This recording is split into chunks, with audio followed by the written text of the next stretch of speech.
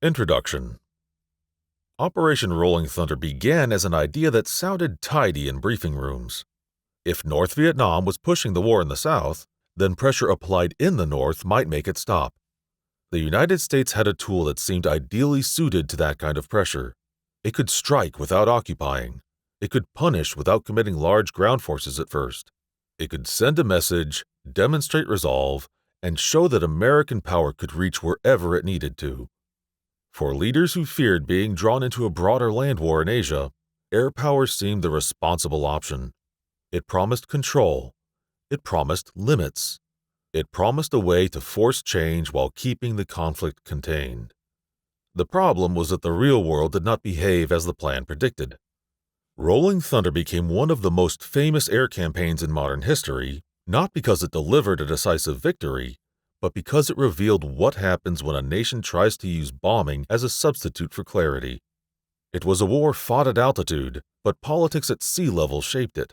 The targets were bridges and rail yards, but the real target was the opponent's will. The bombs were real, the destruction was real, the death was real, yet the goal remained strangely slippery. Was the campaign meant to stop infiltration into the South? To weaken North Vietnam's ability to fight? To break morale? To signal China and the Soviet Union? To reassure an anxious ally? To satisfy domestic demands for toughness? Or simply to keep doing something that looked like action? At the same time, policymakers argued about the next step. In truth, it tried to be all of these things at once, and that is where the story begins. This book is not written as a tale of machines alone, though Rolling Thunder was filled with machines that still stir the imagination. The jets were fast, loud, and lethal. The aircraft carriers were floating cities. The bombs could level neighborhoods and shatter mountainsides. The radar screens and radio calls created a world that felt modern, technical, almost clinical. Yet Rolling Thunder was never purely a technical problem. It was a human problem and a political problem, and the men in the cockpit were often the ones forced to carry the contradiction. They were asked to take extraordinary risks to achieve goals that were not always explained clearly to them, and sometimes could not be achieved at all. To understand Rolling Thunder, you have to hold two perspectives at once. One is the view from Washington, where the campaign was designed and adjusted. There, the war was spoken of in terms of signaling, escalation management, bargaining leverage, and controlled pressure. Leaders feared being seen as weak, losing allies, losing elections, inviting Chinese intervention, and pushing the Soviet Union into a more aggressive posture. They tried to thread an impossible needle, to hurt North Vietnam enough to change its behavior while not hurting it so much or so quickly that the conflict exploded into a wider war.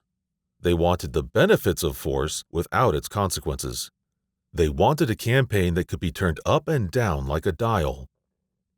The other perspective is that of Vietnam, where the campaign landed. There, the war was not a dial. It was weather, terrain, and stubbornness. It was a society learning to survive under attack, to move supplies by night, to repair bridges by dawn, to disperse industry, to hide fuel, to build air defense networks, and to harden morale. Rolling Thunder did not hit an empty target. It struck a nation that adapted. It hit a leadership that interpreted bombing not as a reason to quit, but as proof that the enemy had committed itself. And it hit people who were being told day after day that endurance itself was victory. When both sides believe time can be turned into a weapon, you do not get a clean end. You get a long grind. Rolling Thunder lasted years, and it created a rhythm that would define the war. Aircraft lifting off into thick heat. Radios crackling with calm voices that carried fear underneath. Men watched the cloud cover swallow mountains, knowing it might save them or kill them. Anti-aircraft fire rises like angry insects.